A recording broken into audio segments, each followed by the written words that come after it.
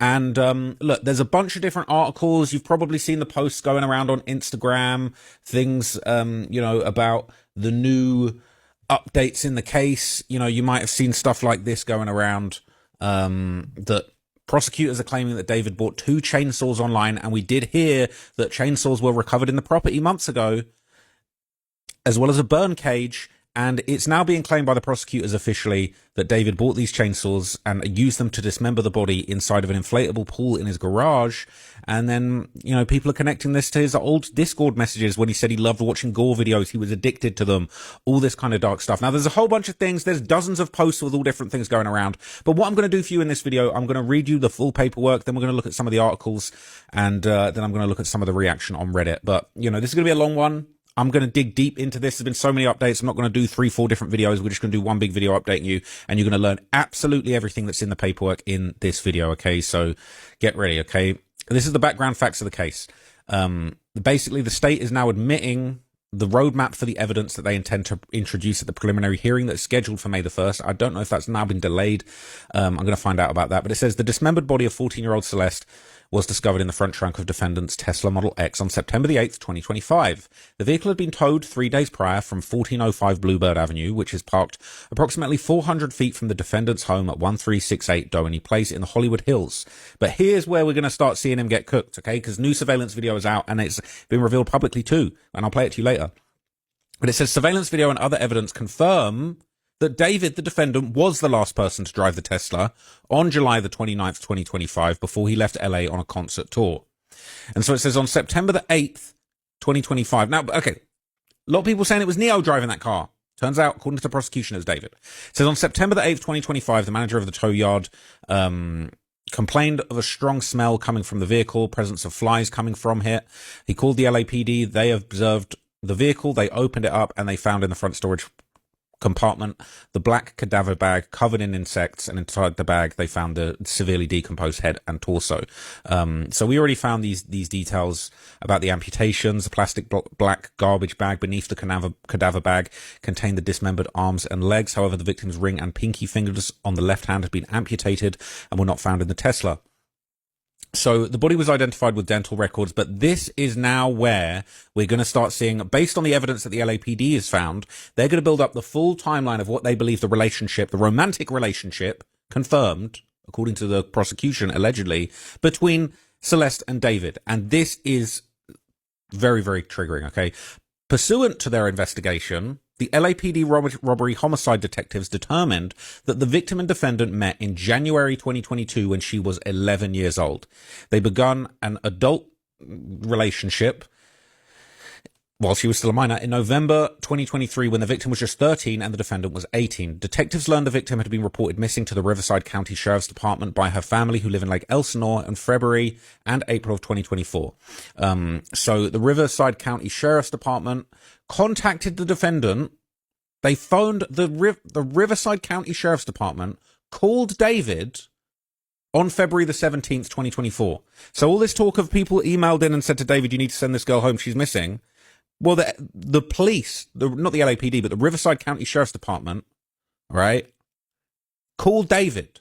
They identified a phone number in the victim's phone records belonging to him, and during the call, the defendant claimed, so David said he'd last spoken to the victim on February the 13th or 14th, but said he was unaware that she was a minor or that she had been reported missing.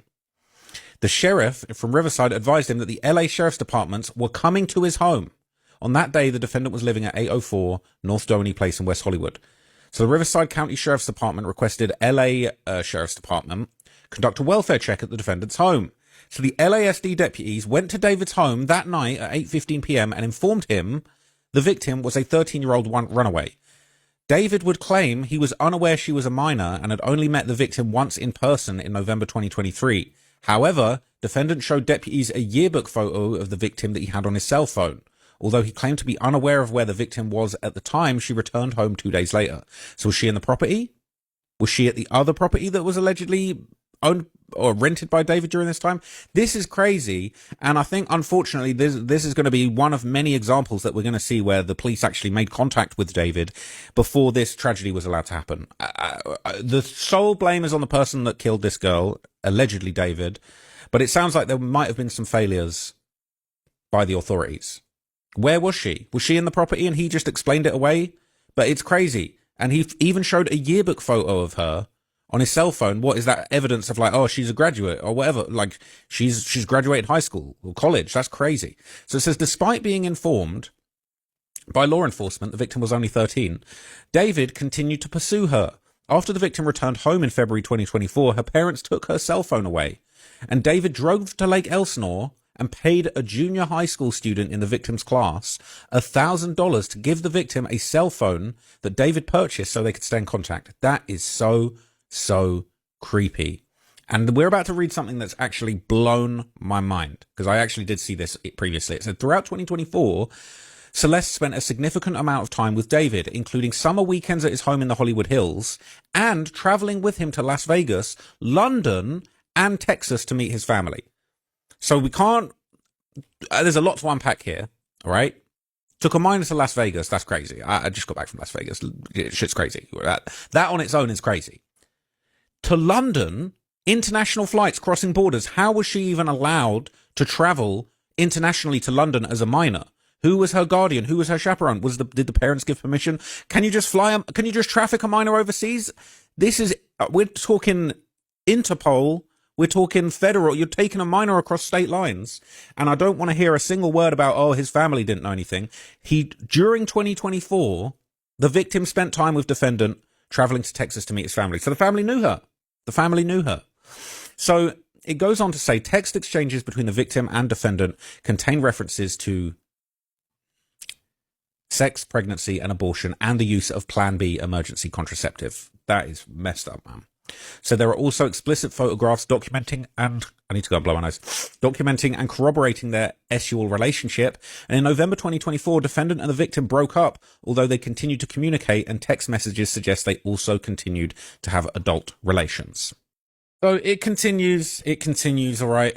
So it says April 2023, 2025 is the likely date of the victim's death and when all of her cellular activity ceased.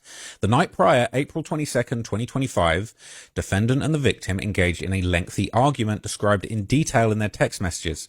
And again, before I go any further, I don't know how on earth this guy was even out here for 7 months. I don't know how on earth he thought he was going to get away with this.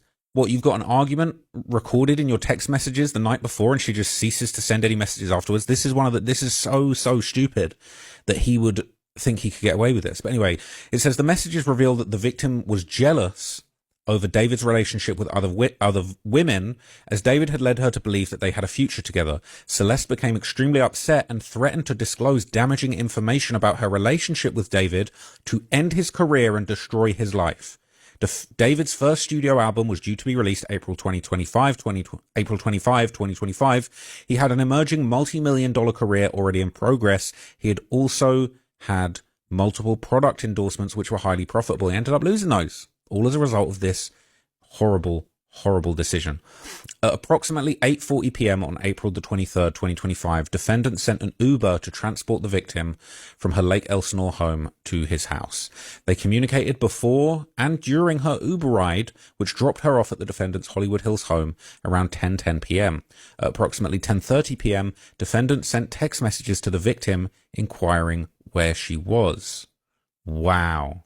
So it's saying she was dropped off at 10:10, and then at 10:30, David thought he was being slick. He sent messages to her saying, where are you? It says the people contend this was all part of David's premeditated plan to cover up the murder, as she was already dead by this time.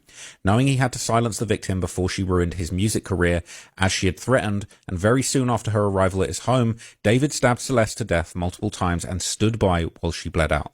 At no time did he call law enforcement or 911 or take her to an emergency room to save her life. Despite knowing she was dead and that her family were trying to find her, the evidence will show that David lied and claimed that he didn't know where she was.